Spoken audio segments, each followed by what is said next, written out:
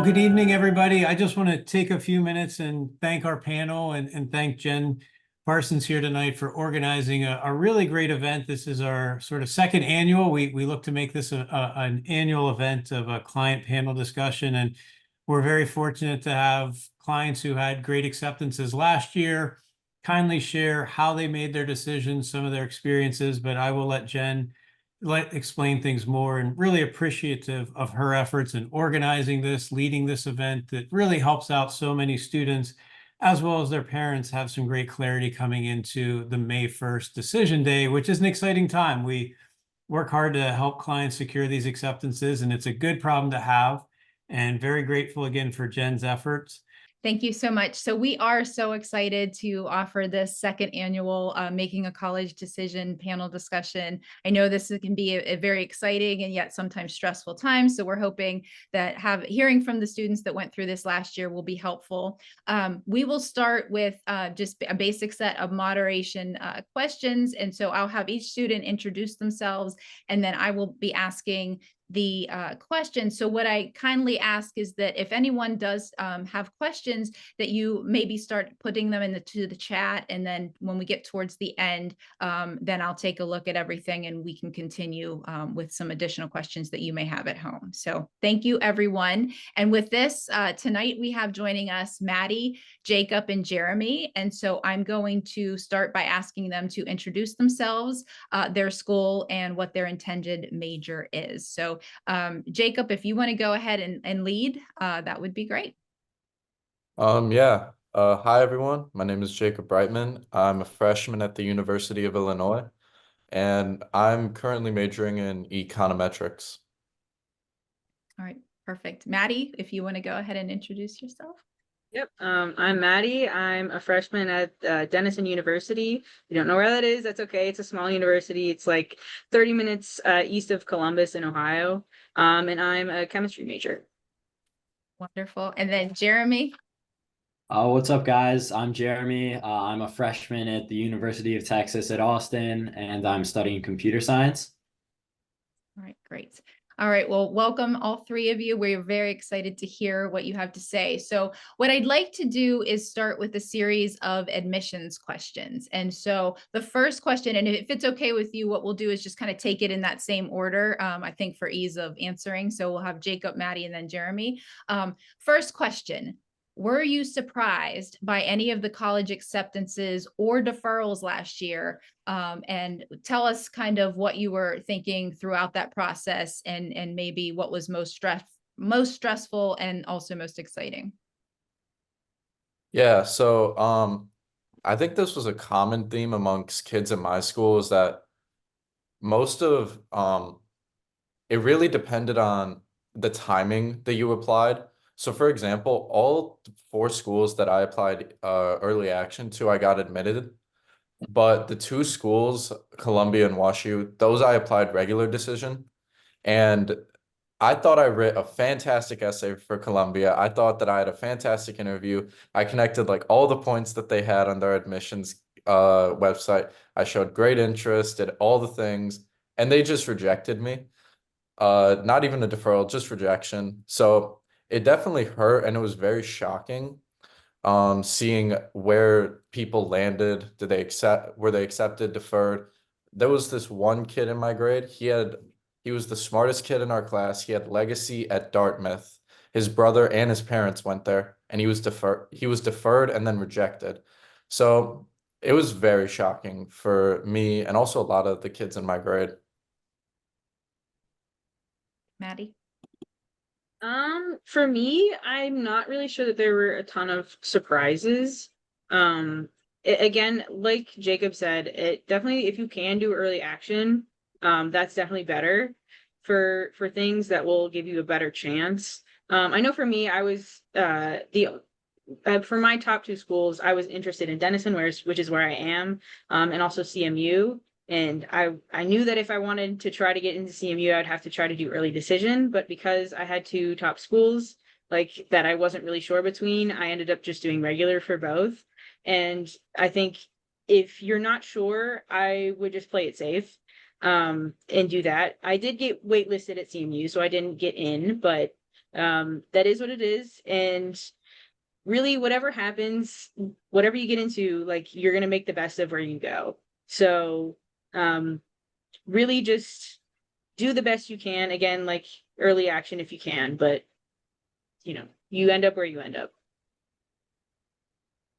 Yeah, I think my process in general just had very little logic or reasoning to it. My kind of strategy was to just keep applying to schools, which I definitely don't think is a great idea for everyone, but there were a lot of schools where I was expecting to get in and I was either rejected or deferred. There was also, so I was applying for computer science, which I think generally is a more selective major. And so there were a handful of schools where I applied and I got in, but not for computer science, which kind of ruled out the school for me. Um, I'd say there were Texas, where I am now. I actually, all of the essays that I submitted to Texas were essays that I had written for other schools and had revised to kind of fit Texas specifically.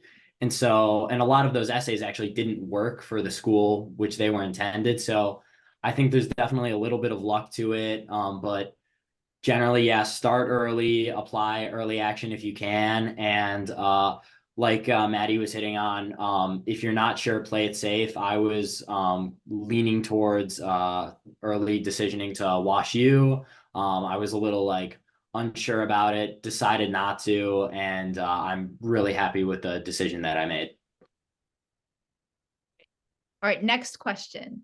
Why did you choose the college you are now attending, and what other colleges were you seriously considering at the very end, and are you happy with your choice? Yeah, so the two colleges that I was stuck between were University of Illinois and the University of Wisconsin. Um, for me, and this is the genuine truth, I went to the admitted students day at Wisconsin and hated it. And then I went to the admitted students day at Illinois and loved it. On top of it being also an in-state school, they gave me a much better financial package. And I think the most important thing is finding a school that you feel most comfortable in and you feel most welcome in. I felt so much more comfortable at the University of Illinois as opposed to, let's say, Wisconsin. I felt like they aligned with who I was as a person better. They aligned with what I wanted to do better. The major that I was interested in, I heard more about and I knew more about at the University of Illinois. So definitely try to find the school not based on rankings, but based on your feeling about it and also how well you align with the school, whether it be major or value, social scene, academic scene, anything. Try to find the school that you align the most with. For me, I was between at the end, once I'd gotten all my acceptances, I was between Denison and Duquesne University, which is close to home for me. I'm from Pittsburgh, and that's where it's at. So the reason I was between those two is because I wasn't someone who wanted to go very far from home. And Duquesne was only on that list at the end because I was playing it safe. Like, I was like, that's comfortable to me because it's close to home. But the thing with Denison was I had visited multiple times, and even since the first visit that I made, I fell in love with it. I know that's a little cheesy, but it really felt like this is kind of where I wanted to be. And the only thing is it's not right at home. But I would say, like, if you're in that kind of situation, take the leap. Like, it was definitely worth it for me, and I'm definitely very happy here. So yeah. So I think towards the end of my process, Texas was a pretty clear choice. I was also, I could have been looking at Ohio State, Maryland, other phenomenal schools with strong programs. For me, I visited Texas and I stayed with a close friend who was a year older, who was already a freshman here. I just kind of saw it had a strong program for what I was interested in, but even more so, I saw that, the social scene, I knew it would be a fun place to go to school. I knew that it would be a place where I'd be challenged academically, but I could also have, loads of fun. And so while there wasn't so much of a debate for me, kind of hitting on what Jacob said, look at your values, look at what you want from a college. And if it's somewhere where you think, you can hit all those points, maybe that's the place for you. Is there anything you learned about the school only after you started classes that you wish you would have known before committing?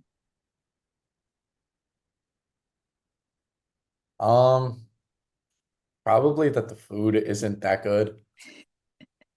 I mean, the food at the University of Illinois, sometimes it's good, other times it's not good. That's one thing that I kind of wish I knew.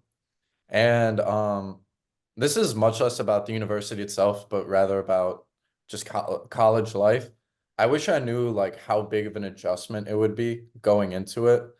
Like it really is a huge adjustment going from living with your parents, having high school, all your friends, to basically living semi-autonomously, completely new scene. And it's a huge adjustment, even for someone that went to an in-state school. I would definitely second pretty much everything he said. Again, the food, but I also feel that food is going to be wherever you go. It's probably not going to be great. You're just going to have to live with that, and that's going to be what it is. So that's an adjustment for sure. And yeah, like definitely also adjusting to living just completely differently than you have before. But again, that's everybody's doing that though. So just kind of, try to adjust, but also make friends because that will make it better because they're also, adjusting like that. So, you know. Yeah. So, I'd say, everything that was mentioned certainly applies to me as well.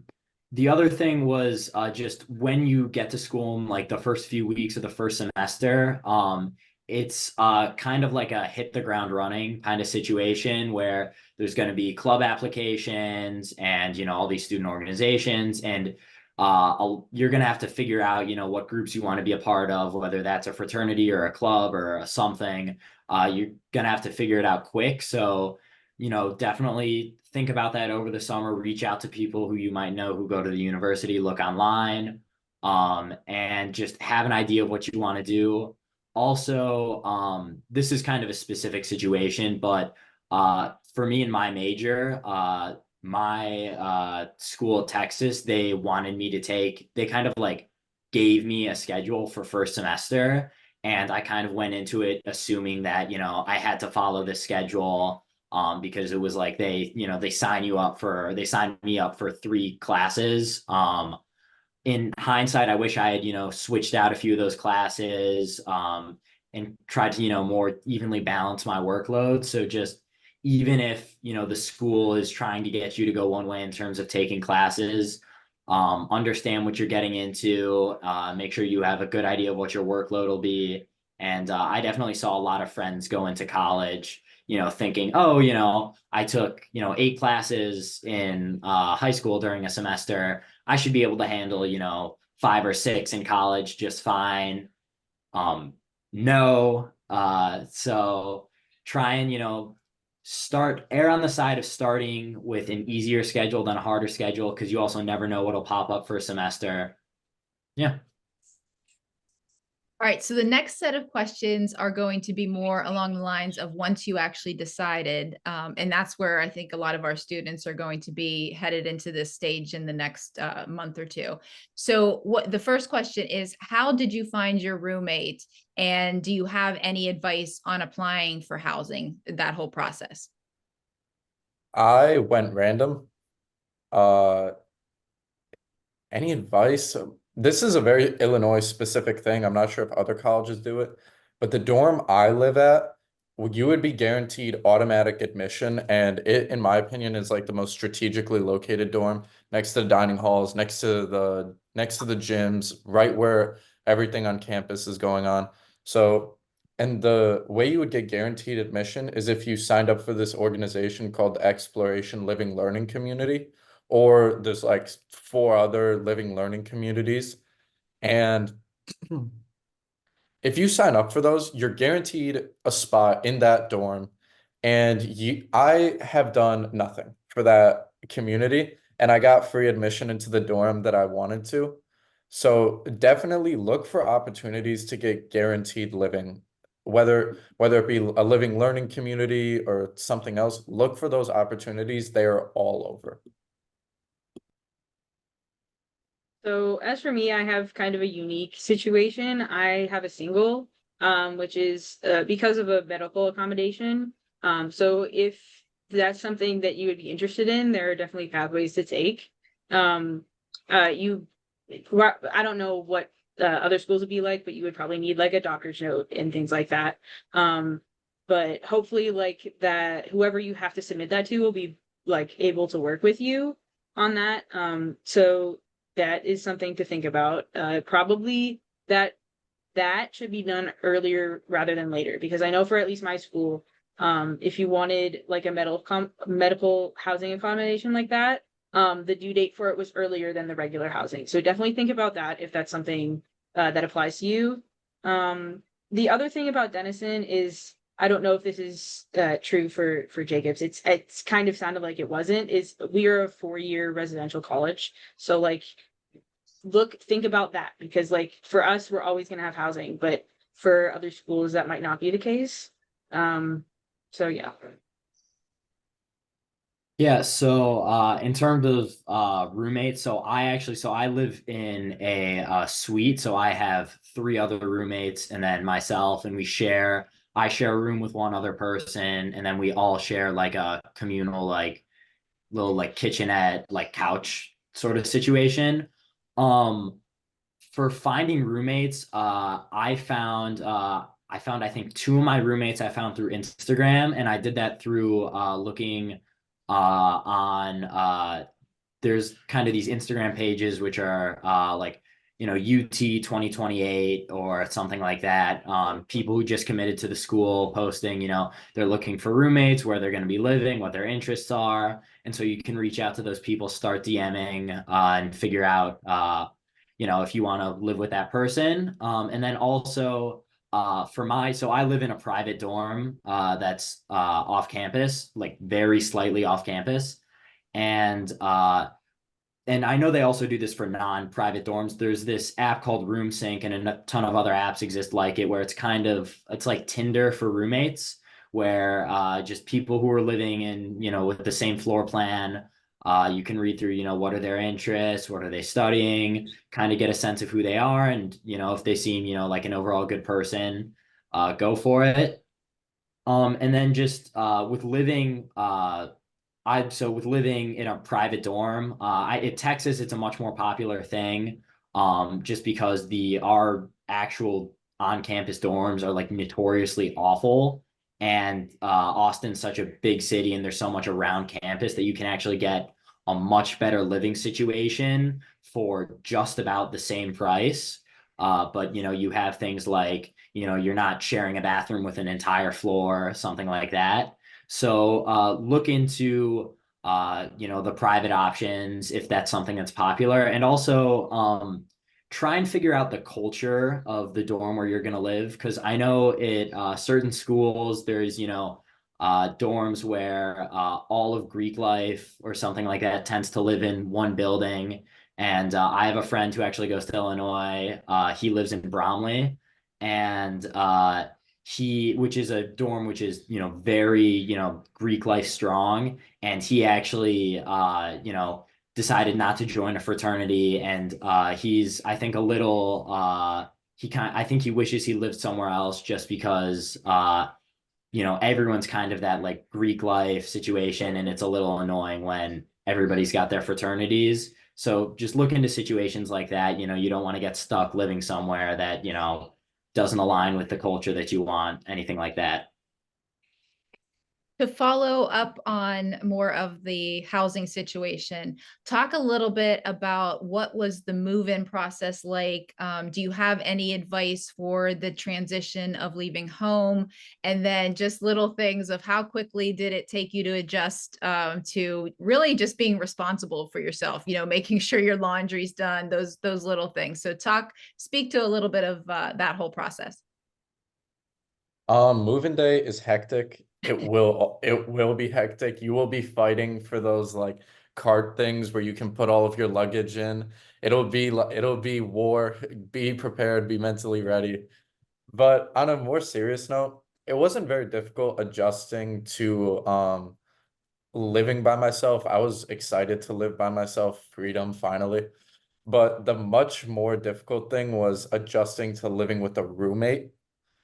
That is something that takes a bit of getting used to. Like for my dorm, there's like no divider between my roommate and I. Like when we're sleeping, we're literally staring at each other.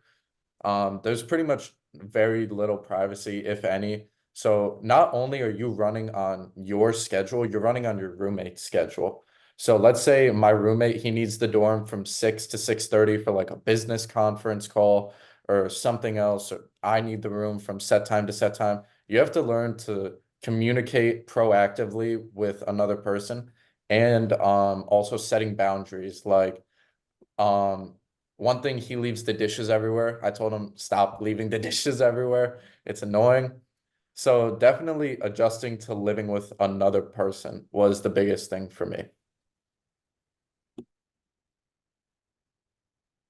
For me, there's definitely, I would say there's an emotional like adjustment on top of like learning to live by yourself and like just kind of be self-sufficient. But I would say like moving out of home away from your parents and your family is going to be tough emotionally. Call your parents. They miss you too. So like they're still going to be there. They're just a phone call away. Even if it's to call for something stupid, like you don't know how to do something, call them. Um, the other thing is, for me, like set like a schedule for certain chores and stuff if you don't already do that. Like for me, I know I was doing my laundry in high school, so I would do it once a week, and that definitely helps to have that habit already. So if you're not doing that already, start now. Another thing is so my dorm has communal bathrooms. And I know sometimes people are worried about that. So things like, is the shower going to be available? Yes, it's fine. Don't worry about that. There seems like only a few showers for a lot of people. They won't be available, but they will. Bring shower shoes though. They're really gross. So please wear shoes. And also, if you are at a college where your dorm's not going to have air conditioning, which mine doesn't, bring a box fan, bring multiple fans. Like you're going to want it in August. It's not going to be fun. And another thing, definitely, no matter where you are, your lighting in your dorm is probably going to suck. Lots of lamps. You want lots of warm lighting. If you turn on the overhead light, it's probably going to feel like a hospital. So keep that in mind, I guess. Yeah, so touching on a bit of what Jacob was talking about, definitely being proactive with the roommate is a big thing. My roommate loves to listen to music when he showers, which is cool, except when he's, waking up at, 6:45 in the morning for some random club meeting and I don't have class till noon that day. So just be proactive about stuff like that. Don't be afraid to, bring something up to your roommate. It's never that big of a deal. And doing that is kind of necessary to, establishing a good environment where everyone's, happy. Um, getting used to living on your own. Yeah, it's a good idea to, have some sort of I do laundry on Mondays. Figure out, if you were someone who, your room in high school was disgusting until your mom would, yell at you to clean it. Your mom's not there anymore, so find some sort of system where you won't just be living in, filth, because I definitely have a lot of friends who are still, ironing out the wrinkles on that one. Uh, but I think there's a lot of anxiety associated with, moving away and, having to figure out all this, stuff which you've never had to deal with before. I'd also say, focus on the good things. You've got, a new sense of freedom. That's a huge thing. And like, you'll figure out everything. So definitely don't be freaking out about, having to live on your own. You'll be fine. Everybody manages to do it. Get excited. So Jeremy, I know already started kind of mentioning this, but what can you tell me about advice on scheduling classes for the first time, and just what that process was like for you? So at Illinois, there wasn't like much freedom in the classes I could take because you don't really know what classes you need to take. So they kind of outline like, oh, you need to take this gen ed, this gen ed, and this gen ed. But find classes that fit your schedule because your schedule will be based around your classes most of the time. And also this is the thing, people think, oh, I woke up every morning at 7 a.m. for high school at 8 or for high school at 8 a.m. I have not woken up before 9 a.m. a single time both semesters. Like that's just not a thing that happens at college. I don't recommend 8 a.m. or 9 a.m. classes. I have a 9:30 econ class and it's the bane of my existence getting up for it. So like please, for the love of God, schedule classes at decent times. You don't want a class at like 9 a.m. You don't want a class at 6 p.m. You just don't. Trust me. Like 10 to 3 is the perfect window. Anything after that, and it's just like too late. What are we doing here? And also try to schedule classes. If you have a lot of friends coming to the university and they're in similar majors, even just for gen eds that everyone has to take, try to schedule classes with your friends. It makes the experience so much better and it makes it go by so much faster. And also make friends in your classes. It's a very underrated aspect of college, but do it. Find the group chats, find your friends. It'll make life so much better. I definitely want to second the 8:30 thing. Or like for me, it's not 8 o'clock, 8 o'clock. We have 8:30s. Don't do it. I know you think you can get up then, unless you're really an early bird, but I'm definitely not. So I would avoid them at least until you know that you could do it. And like Jacob said, again, you don't want to schedule your classes at like bad times. You don't want to schedule them too late. And yeah, definitely make friends in your classes.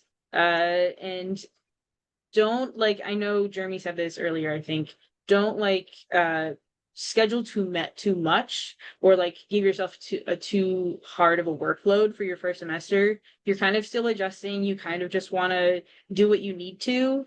But if you do have an idea of your major, I would look online and see if there's any recommendations of classes that you should start taking. Because I know for my school, so the way our chemistry department works is our Chem 131 classes, which is the first chemistry, only happens in the fall, and the Chem 132 only happens in the spring. So if you want to start there, you have to get it your first semester. So look online and see if there are things like that that you need to take into account to try to go for those important classes for you. Yeah, so in terms of planning out your schedule, I know at least Texas, and I'm fairly certain most universities have some sort of a, degree audit system where you can figure out what classes do you need to take to, graduate way down the line, and kind of just figuring out, oh, like, I have one extra class, or like I want to take one more class. Here's something, easy I can fill it with. When you're registering for classes, look at Rate My Professor, figure out, are your professors good? Like I know, because sometimes I'll be, when you're looking into classes to register for, you'll be like, oh, I have to take linear algebra. In my situation, there are two linear algebra professors. One has like a 4.8 out of 5, and the other one has a 0.2. So just, the professor does make a huge difference. So definitely look out for that.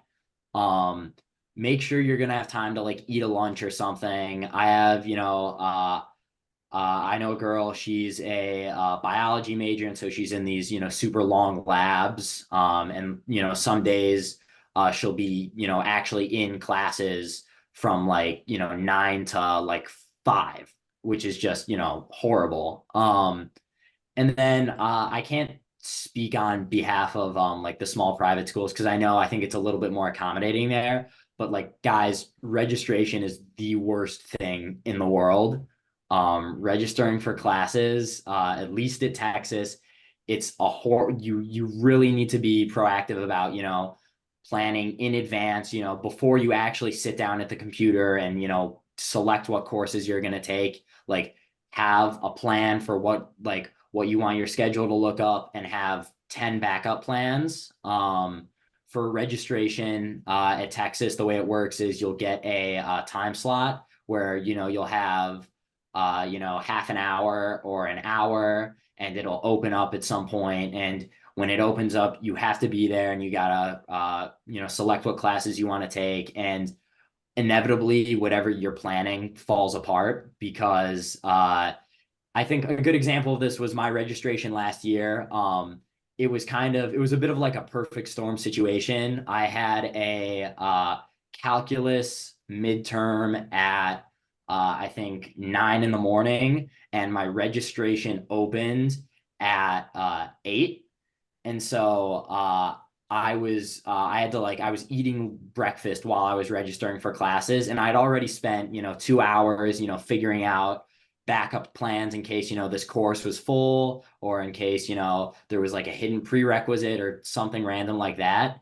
And I genuinely I got into one class, and so I walked into my calculus midterm thinking that I was going to have a 4 credit hour semester.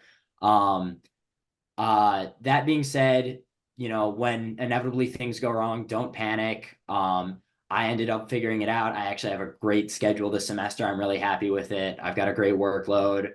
But plan in advance. You don't want to get caught sleeping. So just, be proactive. That was all great One advice. thing to add, sorry, Oh, one thing to oh, add to please. that, I can confirm it is also like that at smaller universities, at least for me. Yeah, it's kind of hell to schedule things, but like you said, stress about it, but don't stress too much because you can fix it later. If something goes wrong, it's possible to fix it. So that's that.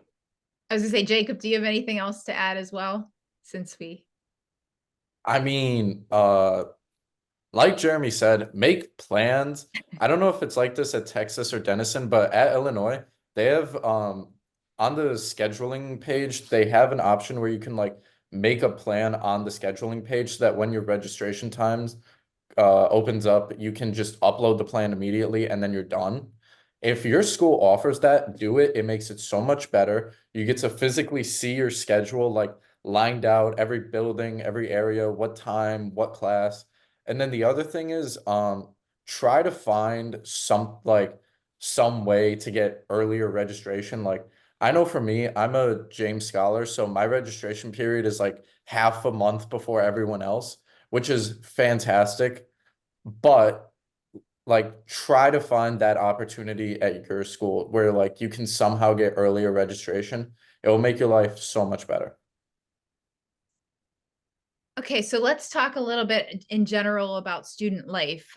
So time management tends to be one of the hardest things for freshmen. So talk a little bit about your balance of schoolwork with other aspects of your life, talking about social activities, work, maybe organizations you got involved in, and then how did you adjust and what are some things that you've learned that you would give as advice? So last semester was like extremely easy for me, and asking a few of my friends, that was a common sentiment.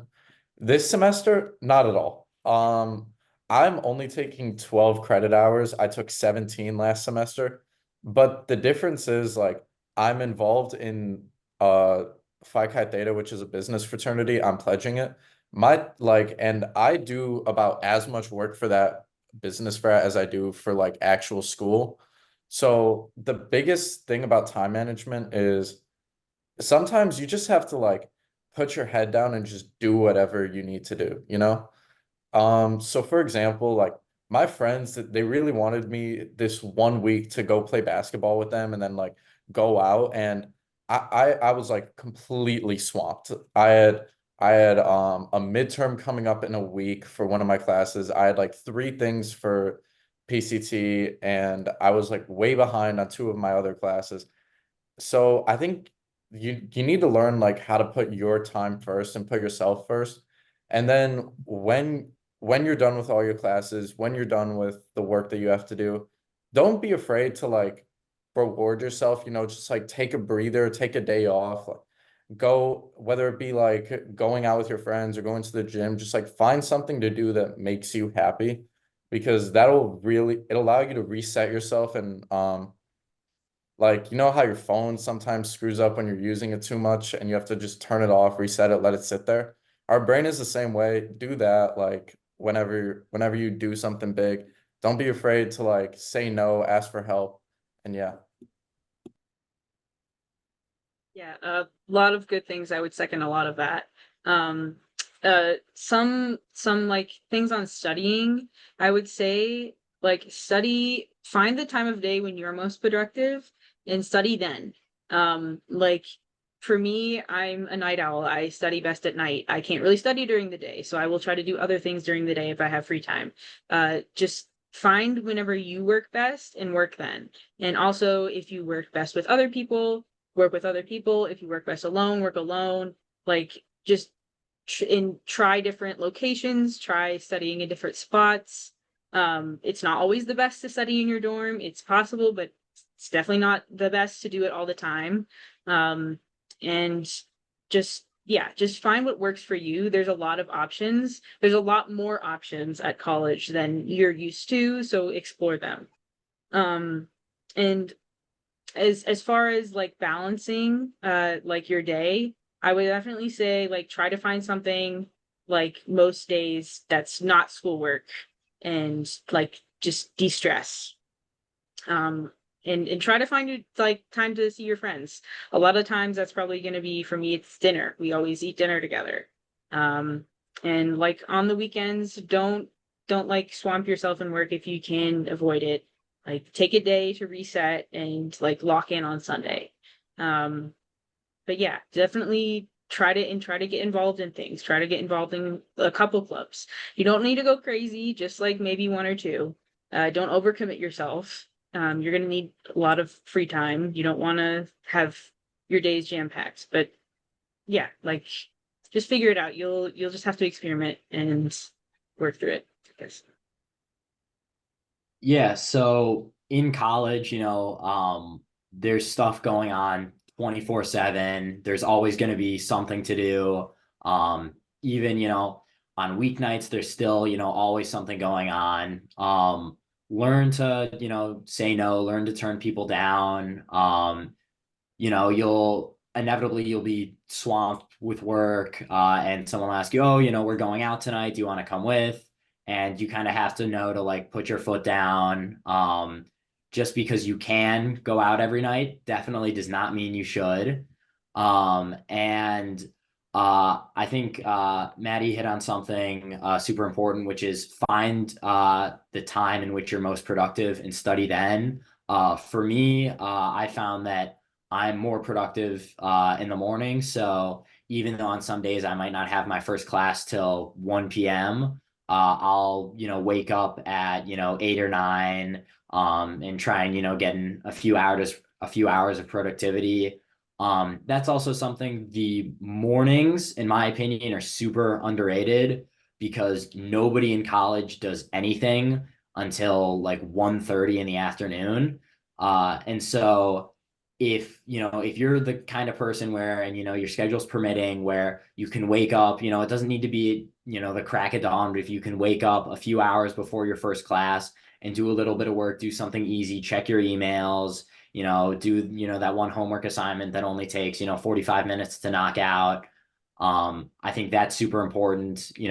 Get yourself in an area where, there's not so many distractions. I think that's the biggest thing to being productive, is just having a set time to do things, and then also have time to go out, have fun, and not worry about school. How many times have you come home to visit so far, and what's been the communication like with your family, from that starting moment of when they dropped you off? So last semester I went home a few times, I think like 4 or 5 times. This semester, before I broke my wrist, I went home 0 times. But I think it's a testament to like finding your life in college. Like finding your groove takes a little while. That's why you might be more inclined to go home. But once you find your groove, it's like you almost don't want to go home in a sense. Like I find myself having a lot of fun at college. To me, it like kind of is home, as cheesy as it sounds. So, I mean, sometimes you just don't want to go like home. You just want to stay at college, stay in the groove you've been. But sometimes you do need that break, and it is very worthwhile going home. So I recommend just like find your balance. How often do you want to go home? How often do you want to stay? For each person, it's different. I had a friend last semester, he went home every other weekend. So yeah, it's entirely a personal choice. Don't feel one way or another about your choices. It's entirely up to you. Yeah, for me, I also feel like I went home more often last semester than I have this semester. I think before fall break, I went home once, and then I went over fall break, Thanksgiving break, and then winter. Um, and so I definitely feel like you're probably going to be more inclined to want to go home in your first semester, and that's okay. That's definitely fine. It's a big adjustment to be here, and going home can help you through that because it's nice to be home for a little bit and then go back to it. And again, this semester I went home once, but that was actually because I was in Pittsburgh for something else. So and that was only last weekend. So I haven't really been home that much, but I'll be home soon, so that's nice. But yeah, definitely find your balance. Like Jacob said, some other people have different balances between school and home, and that's fine. Just find what you want to do and what works for you. Definitely still like call and text your parents as often as you can though. Because again, it's still nice to at least talk to them if you can't go home and actually see them. So I think I'm a little bit of the odd one out in this situation. So I'm from Chicago originally. I go to school in Texas. I've gone home twice since the start of college, and I can say fairly certainly I won't be home this semester. I won't. I unfortunately I don't have the chance to go back for spring break.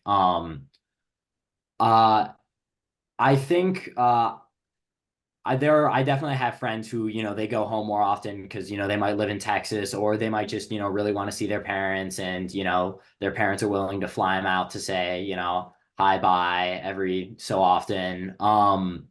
But biggest thing, even if you're in a situation where, you can't make it back home super often, find time to talk to your parents. I pretty routinely, I'll call my parents for like a longer conversation some point, during the weekend. And then, I'll try and keep them, semi updated during the week. If I've got like a test that goes well, I'll tell them. If I have a test that doesn't go well, I'll keep that to myself.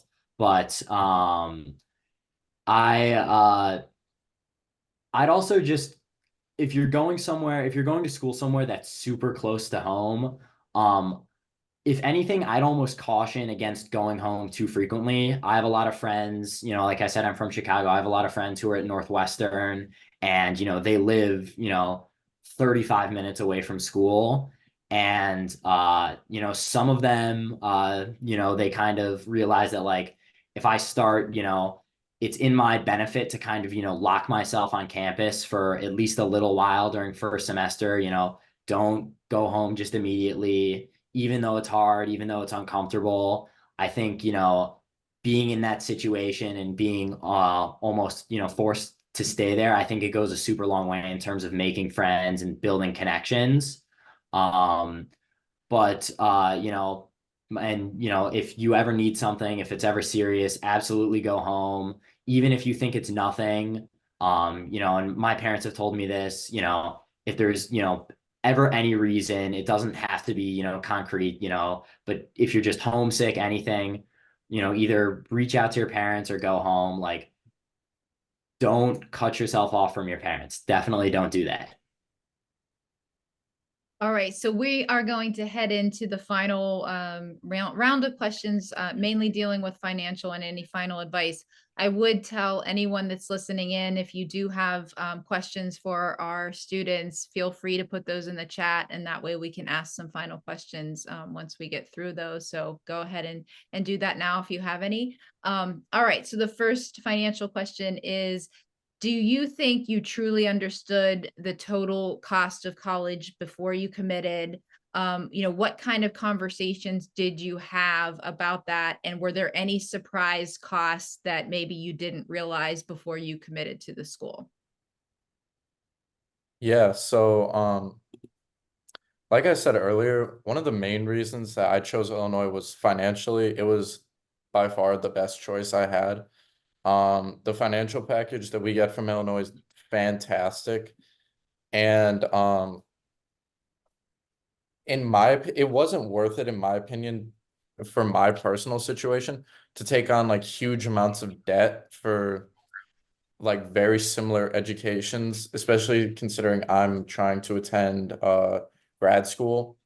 So definitely I I understood like the total cost of college, because it's like such a big deal. Like, if you're taking on a huge amount of debt, it is something that follows you for decades.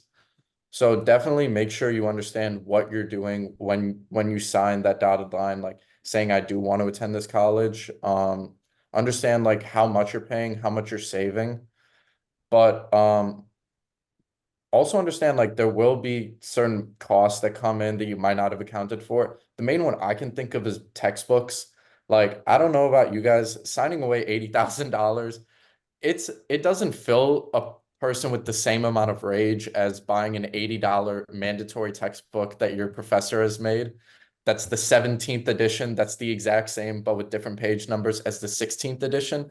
Like, textbooks are that hidden thing of college where they just fill you with so much rage when you have to buy them. So try to find resources that can get you textbooks for free. Ask around like anyone you may know in a grade above you, anyone you know like in your classes.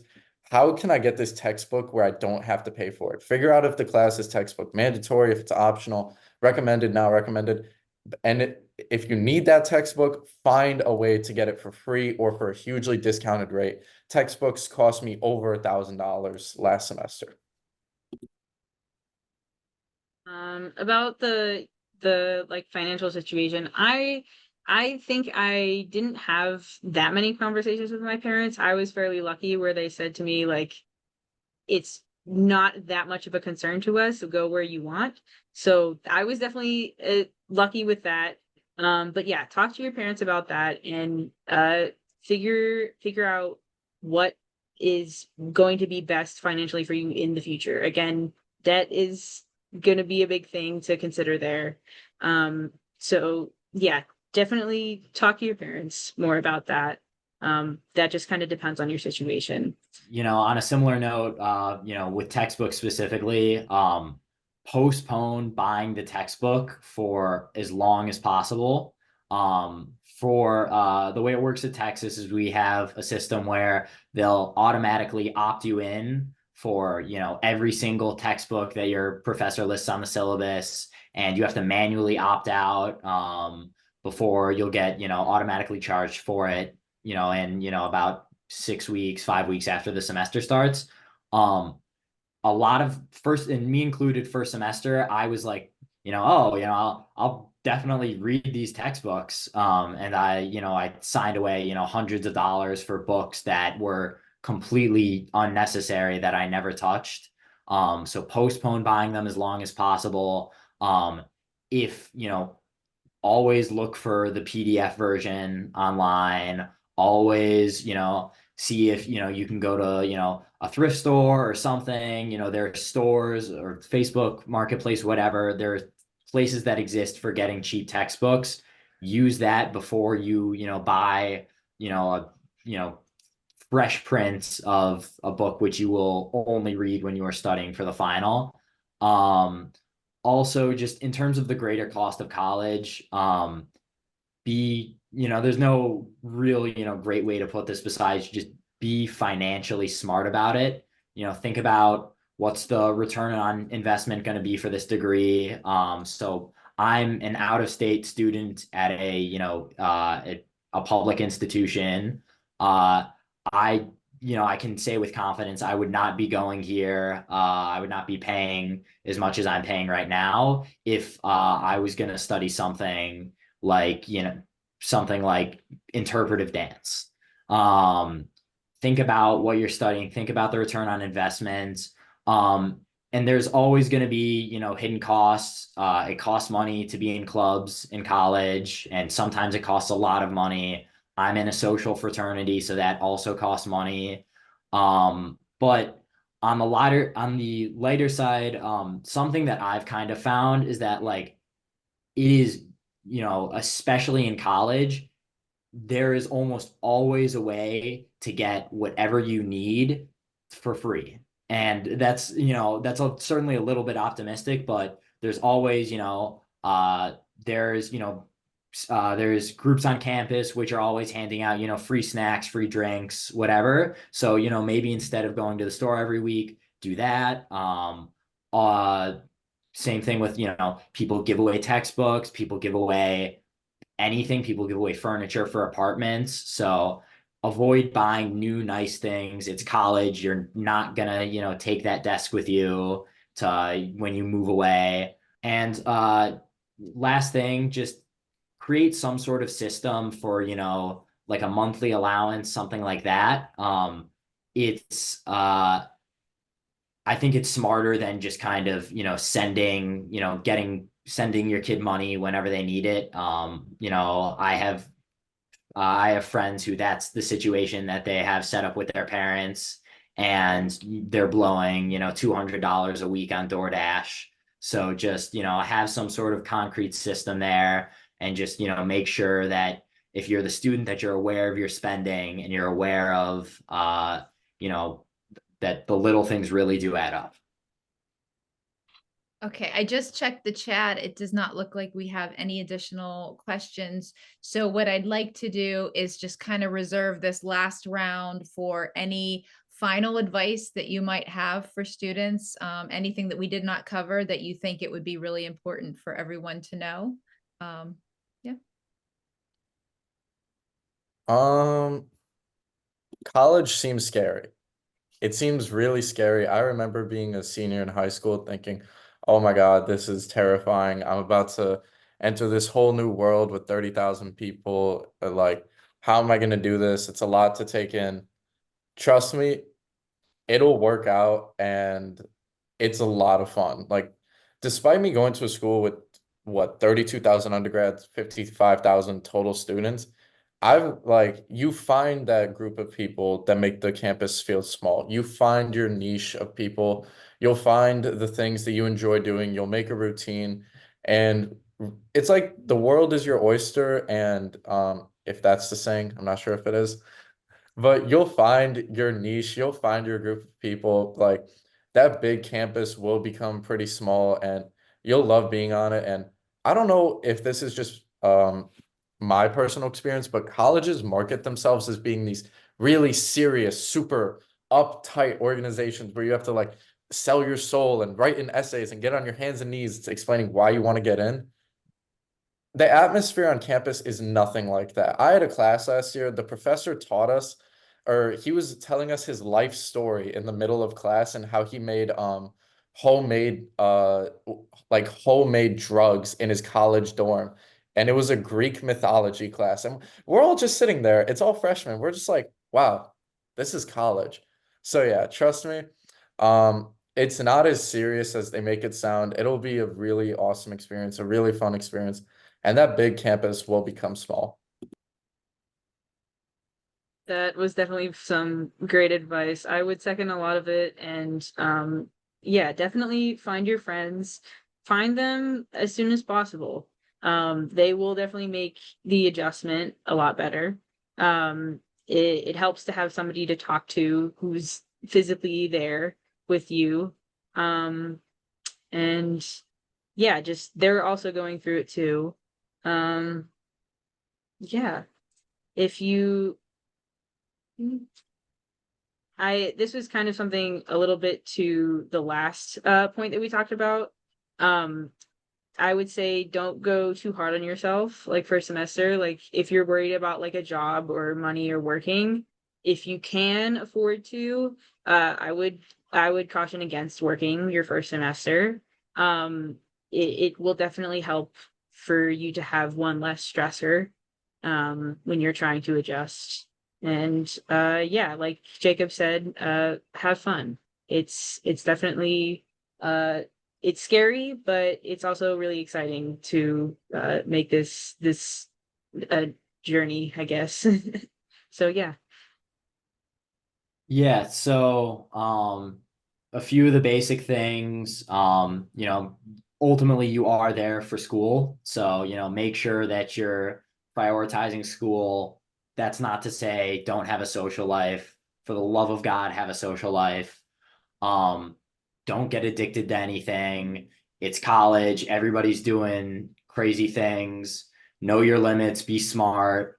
And I think just try and maintain some sort of discipline. Don't let yourself stay in bed all day on days you don't have classes. Make sure you've got stuff to do. And just when you first get there, nobody knows anybody, everybody's scared, everybody's freaking out.